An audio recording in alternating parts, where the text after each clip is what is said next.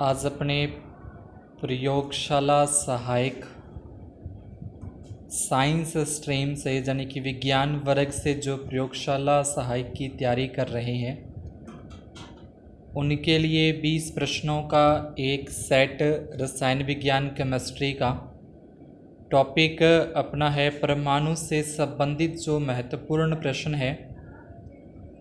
तो सभी को पहले तो नमस्कार, गुड इवनिंग। इम्पोर्टेंट 20 प्रश्नों को अपने हल करते हैं व्याख्या सहित। तो पहला इसमें प्रश्न है, रासायनिक अभिक्रिया में भाग लेते हैं। तो जो रासायनिक अभिक्रिया होती है उसमें भाग कौन लेता है? उसमें परमाणु भाग लेता है। अब परमाणु क्या होते हैं? परमाणु एक अविभाज्य कण है, यानी कि परमाणु को अपने और ज़्यादा विभाजित नहीं कर सकते, छोटे से छोटा कण होता है। अब परमाणु से जो है यानी कि परमाणु और परमाणु मिलकर क्या बनाते हैं? एक अणु का निर्माण करते हैं। परमाणु रासायनिक अभिक्रिया में भाग लेते हैं, अणु रासायनिक अभिक्रिया में भाग नहीं लेते। दूसरा प्रश्न है, किस अभिक्रिया में द्रव्यमान संरक्षण नियम का पालन नहीं होता? तो सबसे पहले तो अपने को ये देखना है कि द्रव्यमान संरक्षण नियम होता क्या है। अब इसका मतलब जिसमें कि परमाणु का ना तो क्षति हो और न ही नया परमाणु का निर्माण हो, उसे अपने क्या कहते हैं? परमाणु संरक्षण का नियम कहते हैं, यानी कि परमाणु रासायनिक अभिक्रिया में संरक्षित रहते हैं। अब कौन सा ऐसी अभिक्रिया है जिसके अंदर परमाणु संरक्षण के नियम का पालन नहीं होता या फिर जो परमाणु है वो रासायनिक अभिक्रिया में संरक्षित नहीं रहते? तो यह आ जाएगा नाभिकीय विखंडन अभिक्रिया के अंदर। तीसरा प्रश्न की अगर अपने बात करें, इसमें लिखा है कि न्यूट्रॉन की खोज किस तत्व पर की गई? तो जो न्यूट्रॉन की खोज है वो बेरिलियम पर की गई, जिसका परमाणु क्रमांक 4 होता है। ठीक है, ये क्या है? एक न्यूट्रॉन उदासीन परमाणु है जिसकी खोज जेम्स चैडविक ने की थी। जेम्स चैडविक के अंदर ये एक उदासीन है और इसकी खोज किस पे की गई? बेरिलियम पर, जिसका परमाणु क्रमांक क्या होता है? 4 होता है। यहाँ से ये पूछ सकता है कि न्यूट्रॉन खोज जिस तत्व पर की गई उसका इलेक्ट्रॉनिक विन्यास लिखिए। तो अपने को इलेक्ट्रॉनिक विन्यास इसका जैसे 1s2 2s2 अपने को लिखना है। अगला प्रश्न है, न्यूक्लियॉन नाम किसने दिया? तो न्यूक्लियन जो नाम है वो मोजले ने दिया। अब न्यूक्लियॉन के अंदर क्या होते हैं? जो नाभिक होता है, नाभिक के अंदर जैसे प्रोटॉन और न्यूट्रॉन होते हैं उसी को ही क्या बोला जाता है? न्यूक्लियॉन बोला जाता है, जिसमें प्रोटॉन और क्या होते हैं?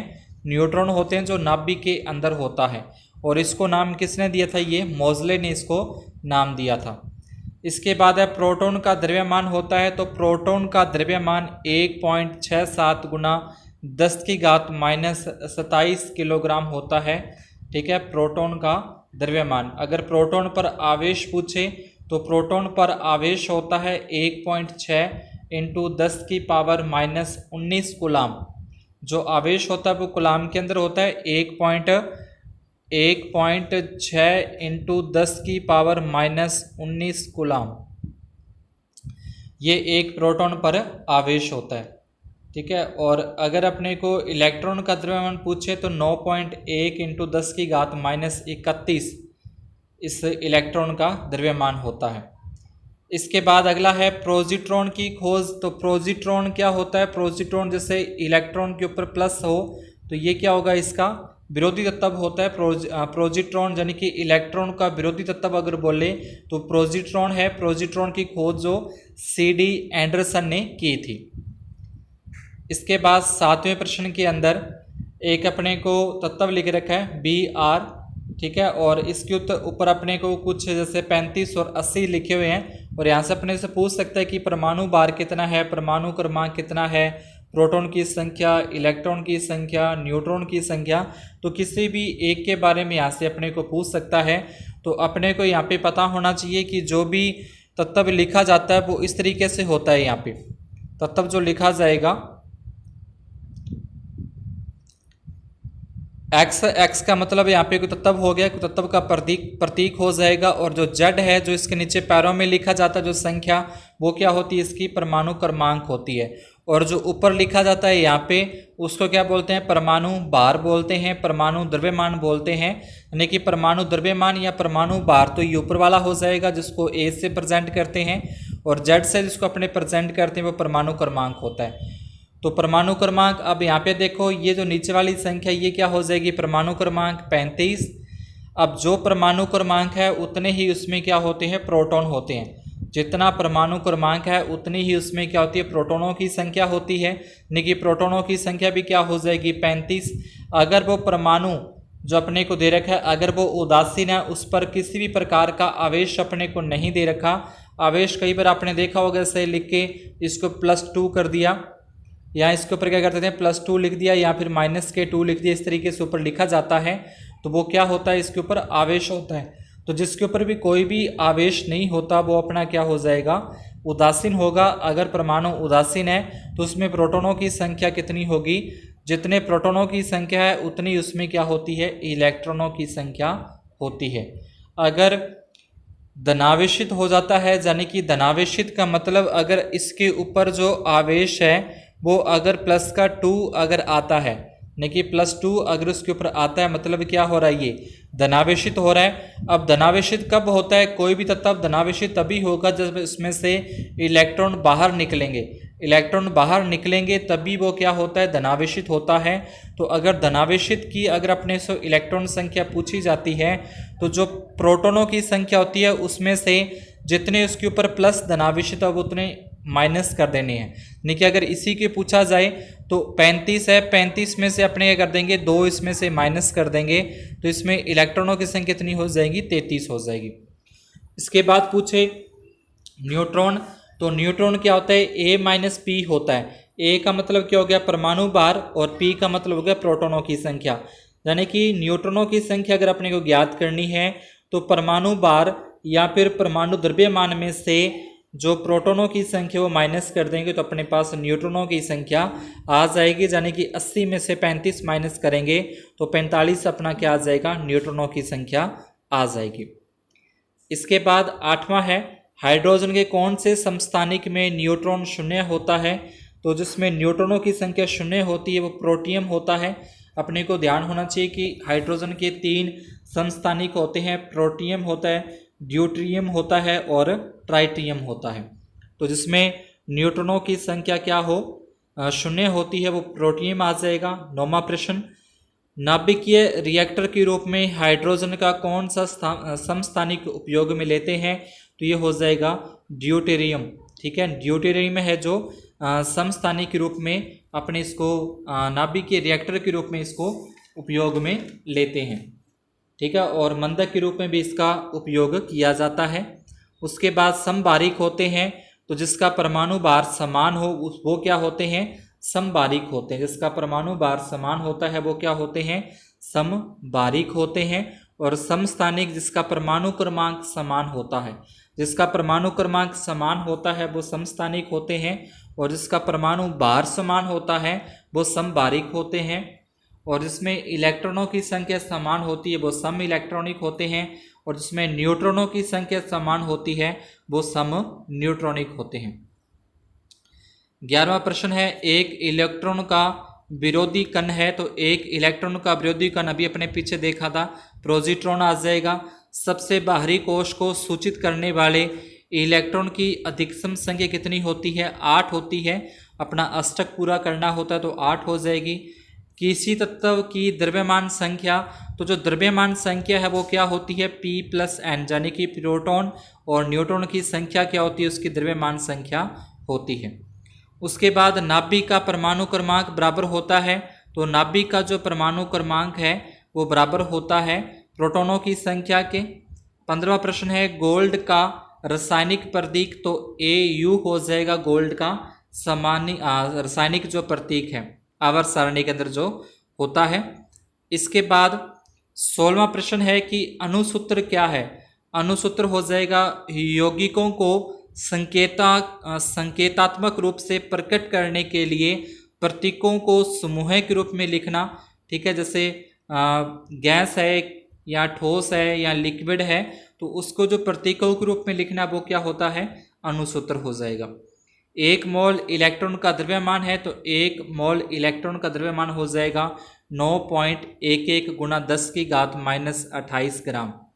18वां प्रश्न है इलेक्ट्रॉनीय विन्यास 1s2 2s2 2p3 में अयुग्मित इलेक्ट्रॉनों की संख्या होगी। तो ये अपने को पता है कि जो इलेक्ट्रॉन भरे जाते हैं कक्षक में, पहले एक एक इलेक्ट्रॉन भरा जाता है सभी के अंदर और उसके बाद वो क्या होते हैं, युग्मित होते हैं। तो पहला अपना आता है यहाँ पे एस कक्षक आता है। एस के अंदर अपने क्या होते हैं, एस के अंदर 2 भरे जाएंगे, फिर एस में 2 भरे जाएंगे, और जो पी है, पी में टोटल कितने, अधिकतम 6 इलेक्ट्रॉन आते हैं, एस में अधिकतम 2 इलेक्ट्रॉन आते हैं और एस में अधिकतम 2 इलेक्ट्रॉन आते हैं। तो यहाँ पे पहले वाले में 2 इलेक्ट्रॉन दे रखे हैं, यानी कि जो पूरा भरा जाएगा युग्मित होंगे। उसके बाद दूसरे के अंदर भी 2 पूरे हैं तो ये भी युग्मित होंगे। अब तीसरा जो P है, P में कितने इलेक्ट्रॉन है, P में यहाँ पे 3 इलेक्ट्रॉन है, तो सभी में पहले एक एक भरा जाएगा, एक एक भरा जाएगा, यानी कि ये क्या है, अभी अयुग्मित है, ये युग्मित नहीं हुए, अयुग्मित है। तो अयुग्मित इलेक्ट्रॉनों की संख्या कितनी हो जाएगी, 3 हो जाएगी। अगर यहाँ पे लिखा होता 2p5 लिखा होता, 2p5 लिखा होता तो अपने ये करते हैं 2p5 के अंदर इस तरीके से पहले एक एक भरा जाता है P के अंदर ऐसे सभी में, और उसके बाद फिर ये करता है इनका युग्मन शुरू होता है। तो 5 इलेक्ट्रॉन पूरे करने तो इसमें 5 पूरे हो गए, और यहाँ पे अगर अयुग्मित कितने रह गए, 1 रह गए। तो इस तरीके से अपने अयुग्मित इलेक्ट्रॉनों की संख्या बता सकते हैं। 19वां प्रश्न है मुख्य क्वांटम संख्या निर्धारित करती है। तो मुख्य जो क्वांटम संख्या है वो किसको निर्धारित करती है, कोश के बारे में, या वृत्ताकार जो पथ होते हैं उसके बारे में अपने को निर्धारण करती है। तो अगर अपने इस डायग्राम में देखें तो ये क्या हो जाएगा, ये अपने कोशों की संख्या हो जाएगी, वृत्ताकार पथों की संख्या हो जाएगी, ठीक है, वृत्ताकार पथों की संख्या। तो ये जो कोशों की संख्या से 1 2 3 4, जैसे कि यहाँ पे ये जैसे 1 है, ये 2 है, 3, और ऊपर से ऐसे करें तो ये 4, इस तरीके से। तो इसको क्या बोलते हैं, पहला जो होता है n बराबर 1, इसको k, फिर ये l, फिर m, फिर n, फिर o, p, इस तरीके से आगे चलता रहता है। 20वां प्रश्न मुख्य कोश में अधिकतम इलेक्ट्रॉनों की संख्या। तो मुख्य कोश में अधिकतम इलेक्ट्रॉनों की संख्या कितनी होती है, 2n² होती है। अधिकतम कक्षक उसमें कितने होते हैं, तो अधिकतम कक्षक की अगर बात की जाए तो उसमें n² होते हैं। अधिकतम इलेक्ट्रॉनों की संख्या बोले तो क्या होती है, 2n² होती है, और कक्षक की बात करें तो क्या होती है, n² होता है। अगर अपने से पूछे कि k के अंदर जो k कोश है, k कोश के अंदर अगर अपने से पूछे कि k कोश में अधिकतम इलेक्ट्रॉनों की संख्या कितनी होगी, तो k कोश के अंदर पहले अपने को ये ध्यान होना चाहिए कि n का मान कितना है। k के अंदर n का मान 1 है, तो इसमें अधिकतम इलेक्ट्रॉनों की संख्या अगर अपने को बतानी है तो इसका सूत्र होता है 2n² होता है। 2 आ जाएगा, n का मान 1 और स्क्वायर, इसको हल करेंगे तो इसमें इलेक्ट्रॉनों की संख्या कितनी होगी, 2 होगी।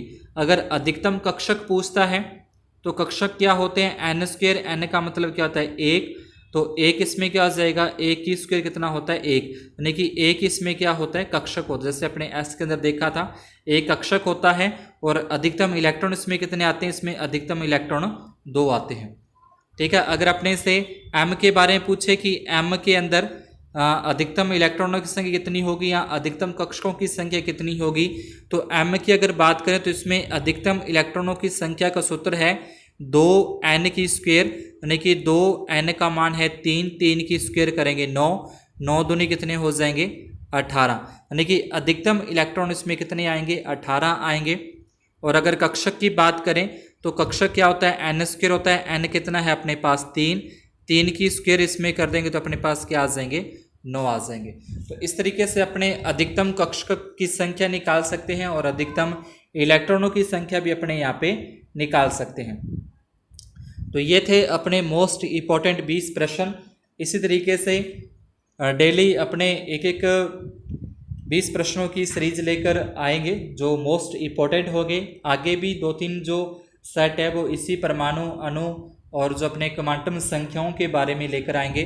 तो अगर आपको ये अच्छी लगी हो, क्लास वीडियो अच्छी लगी हो, तो चैनल को सब्सक्राइब जरूर कर दीजिए, वीडियो को लाइक और आगे शेयर करना न भूलें। धन्यवाद, शुभ दिन।